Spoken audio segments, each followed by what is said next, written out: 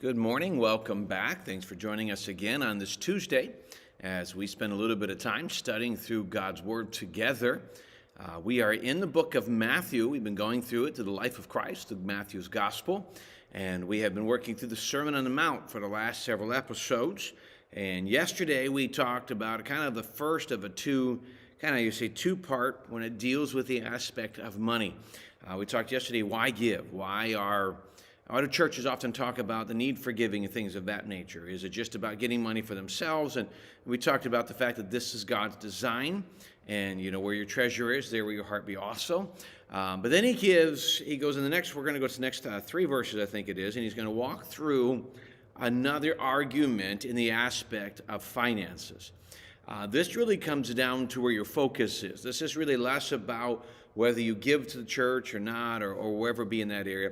This really focuses more of our attention on where our focus is, where our attention is.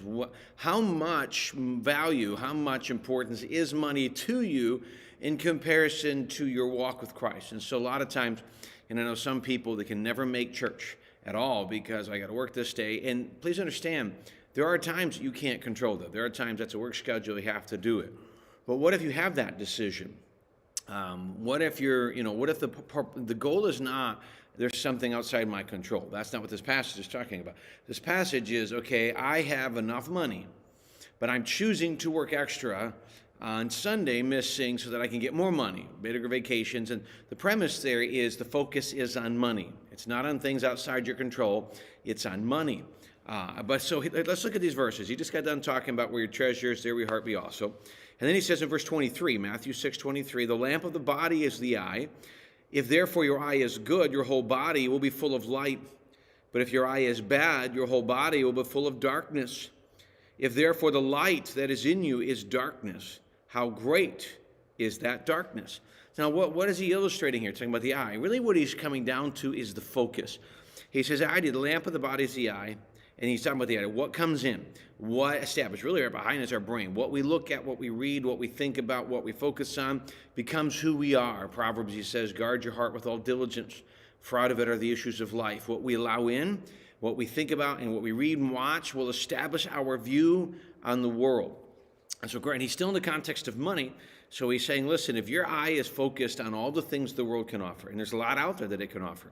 If your eye is focused on get money, get more of this, get more of that, and it drives your focus, he says, if it's good, your whole body's full of light. If you've got the proper focus, if you got the proper direction, you're headed the right way, then it's wonderful. But if your eye is bad, your whole body will be full of darkness if you're going the wrong direction. I've saw a scenario once where I've seen this actually more than once, where somebody's serving God, on fire for God, and then in some occasions money came in, and it's not long after they start making a good amount of money that they start skipping services. They can no longer serve, they can no longer do this, and within a couple of years they go from being a passionate servant of Christ, working in the church and serving and mentoring other people, to barely making an average week, making church once every 2 to 3 weeks, because money became more important. Now, they'll tell you God bless them, and they'll give you all these reasons. They might even give a portion of it to the church. But the question is what direction you're heading. And these situations, money came in and has driven many of these people away from the time when they were just servants of God. And that's a lot of the danger here. So he says, therefore, in the end of it, he says, if therefore the light that is in you is darkness, how great is that darkness? How bad is it that is the direction you're going? Now, he continues, again, in context. He just got done talking about where your treasure is. He talks about this, and he jumps to verse 24. All in the same chapter, all in the same context. Verse 24, now no one can serve two masters, for either he will hate the one and love the other, or else he will be loyal to the one and despise the other. You cannot serve God and mammon. Now, the phrase at the end, God and mammon. Mammon is the phrase used for money. You could even use the phrase material things. You cannot, God and mammon. Mammon is money, material things of the world, and if you're not careful, you can become very materialistic. So if you're serving money, if you're serving material things, if you're serving, I need to do this so I can have the biggest house, so I can have the nicest car, things of that nature, and that's 100% of your focus, one, you will be miserable, because it can flee away. It could disappear tomorrow. All that money could be gone. You could lose the job and all that. And then when you focus all of your attention on the money and on the job, what does that say to your family? Well, I'm providing for my family, I'm giving, but you're not spending time with them. I can tell you your kids are more concerned about you spending time with them than they are you about giving them nice things. I promise you, they want you more than nice things. And a lot of it, we can say we want to give for our family and all of it. I'm telling you, something a little less that allows you to be home more is something that's healthier for your family. It's better. It's better for the cause of Christ because you're invested. Satan wants you committed. Now, notice in this passage, in verse 24, he references the two masters. No man can serve two masters. You hate the one, love the other, hold the one, despise it. So the premise is you can't, people say, well, I'm doing both. You can't. You can't do both. You're either 100% in for God or 100% in for other things. Remember, the Bible says, Demas have forsaken me, having loved this present world. I hope you understand, Demas running off just to live a day life wasn't sinful. It was the sad part about the fact that he was committed. He was a servant. He was a missionary. He was serving with Paul, and he had to make a decision, do this or go back to the comforts of life. And he chose the comforts of life. He missed out. In this same passage, you had two masters, and then he comes back. You can't serve God and mammon. He's talking about money. Here's a simple principle Jesus is giving us here. You can't, if your focus is money and all the things the world can offer, you will not be truly focused on Jesus. You might make him an extra. You got everything else going on, and if nothing else is happening and there's nothing else in life going on, then I'll make church. But are you serving in church? All right? Is your family engaged in church? I mean, our situation, are you engaged maybe in a Bible study, maybe in the morning service, maybe you're in a small group? These are the things that are helpful to you, and these are the things that are helpful to people around you. Are you engaged in that, or are you just so busy you can't do those things?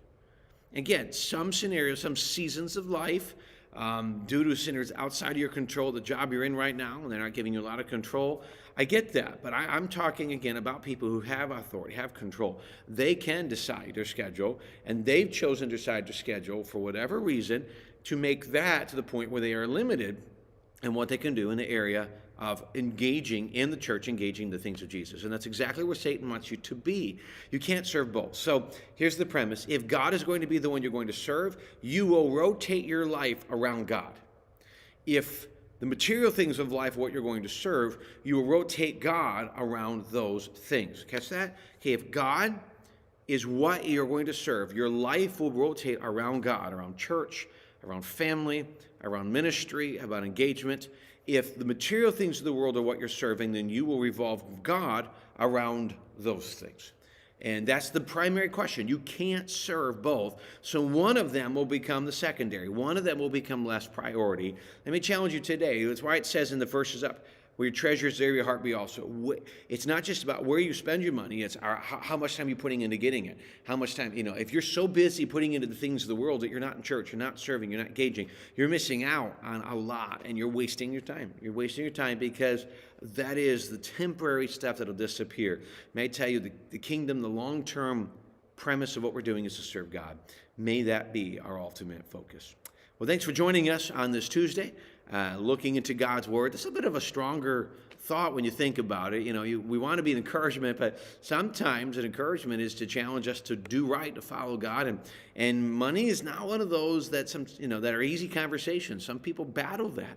Some people don't like these kind of conversations. Let me challenge us. It's really not about money. It's about where we're going to put God in all of this, and let that be secondary.